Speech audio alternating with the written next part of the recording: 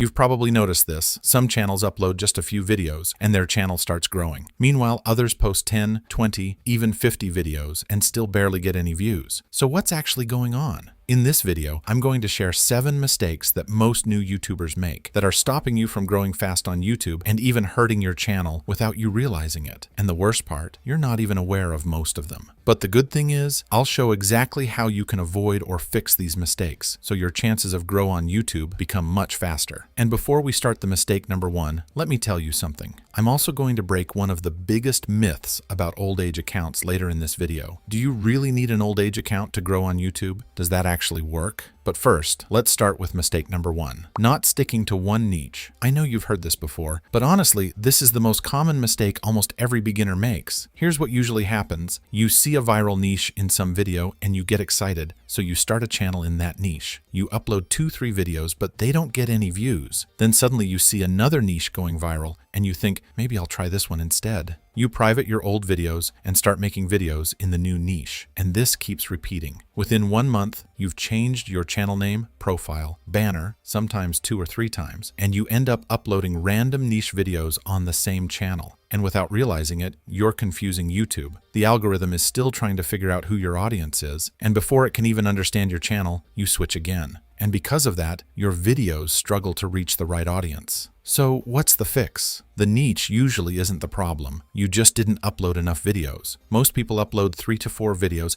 and already decide it's not working. But the algorithm needs time. It needs data. Before even thinking of quitting a niche, try making at least 15 to 20 videos. Then decide. Now you might say, but some channels go viral on their first video. Yes, it's true. And we'll talk about why that happens in the next mistake. Directly copying other channels. I see this all the time. When people find a fast-growing channel, they literally copy that channel almost exactly. And then they wonder, why aren't my videos getting views? Let me give you an example. You might have seen a finance channel blowing up a month ago. As soon as it went viral, tons of videos popped up with titles like how to make finance videos like Nick Invest, and many people started copying that exact channel. The result? Barely any views. And honestly, I don't fully blame them, because many tutorials teach you how to copy, not how to think. Even if you somehow match their quality, how will you compete with their quantity? This channel uploads 20-minute-long videos daily. They probably have a team, and you're just starting alone. So, what's the fix? Instead of copying directly, add your own twist, look for gaps, and bring something different into the niche. There are a few channels that started after Nick Invest and are doing well because they understood a gap in the audience. And that brings us to mistake number 3, not understanding your audience. Now this one is really underrated. Before entering any niche, you need to understand who you're actually making content for. Let's take the same Nick Invest example. After that channel blew up, this channel spotted an audience that wasn't being reached. Instead of trying to go broad and appeal to everyone, they made their character black and focused on a black audience. And the channel is doing really well. Another channel in the same niche also targeted a black audience, but instead of a male character, it chose a female one, which helped it connect more with female viewers. And that channel is doing well too. So, how do you figure out your audience? You can do this in many ways, based on geography, age, gender, language, and more. Let's take gender as an example. This channel is doing really well with women's self-improvement content. Instead of copying it, you could create similar content around men's self-improvement. Different audience, but the niche is still the same. To explain further, it mostly makes mindset breakdown videos about particular singers or actresses. If you want to start in the same niche, but for men, you could make videos like the Keanu Reeves mindset. There's a good chance this could perform well if executed properly. By the way, this isn't a thumbnail from any channel. I just created this to help you understand better. Now let's talk about audience by age. If your niche is something like Roblox, your audience is mainly 13 to 17. You'll need fast pacing, multiple hooks, and dynamic editing. Younger viewers have low retention, so if your video feels slow or boring, they'll click away. And honestly, you'd be shocked. Some creators spend a ton of money just editing their Roblox videos. But let's say your main audience is 45 plus. They honestly don't care about crazy edits or motion graphics. You don't need to invest too much time or money in heavy editing. They care about clarity, value, and the emotional connection your video gives them. People in this age group can literally watch a video with just one static image and voiceover, as long as the topic interests them. If your audience is 18 to 35, a strong 30 to 60 second hook with decent editing works great. You You don't need over-editing for the entire video. Of course, there are exceptions, but generally this is what I've observed over the years. Now, you might be thinking, I get my audience, my niche is solid, so why am I not getting views? Then you're probably making mistake number 4, ignoring video packaging. Now, if you don't know what packaging is, it's just your title and thumbnail. And here's why it matters. When you upload a video on a new channel, YouTube tests it by showing it to people who might be interested. But if your thumbnail and title aren't strong enough to make them click, YouTube slowly stops pushing it, no matter how good your content is or how hard you worked. Even if your CTR is good, if people leave early, retention drops, and YouTube stops pushing your video. You need both strong packaging and strong retention. So, how do you fix it?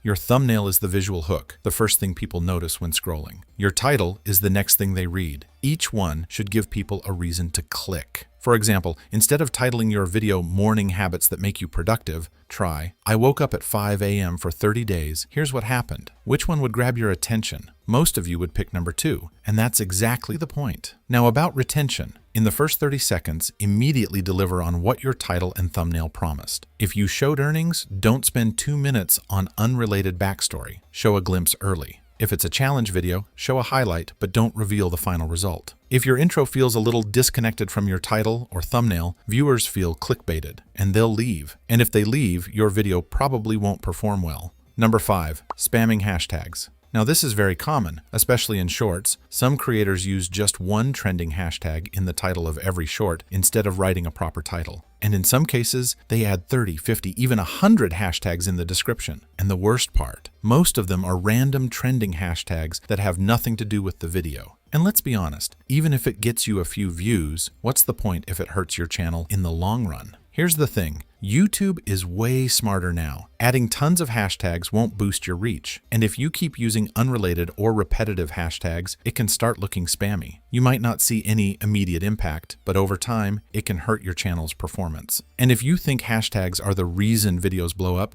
just look at this short with over 160 million views. No hashtags in the title, nothing in the description, yet it still exploded. That's because YouTube already understands what your video is about. It reads your title, your captions, and understands the content of your video. It's not the hashtags making it perform. And this isn't just about shorts. I've seen long-form creators cramming keywords into their descriptions, thinking it will magically make the video go viral. It doesn't. It just makes the description look messy. Same with tags. They don't matter that much anymore. Let's take this video with 1.9 million views. If you check the description, there's almost nothing there. And when I searched for the tags, there weren't any at all. Yet, it's still the most viewed video on this channel. Now, tags can help a little for search-based content like how to style or review-type videos, but for most content, they don't play a big role. So instead of obsessing over hashtags, keywords, and tags, focus on making better videos. Let YouTube's algorithm do its job. It's best at finding the right audience for your video.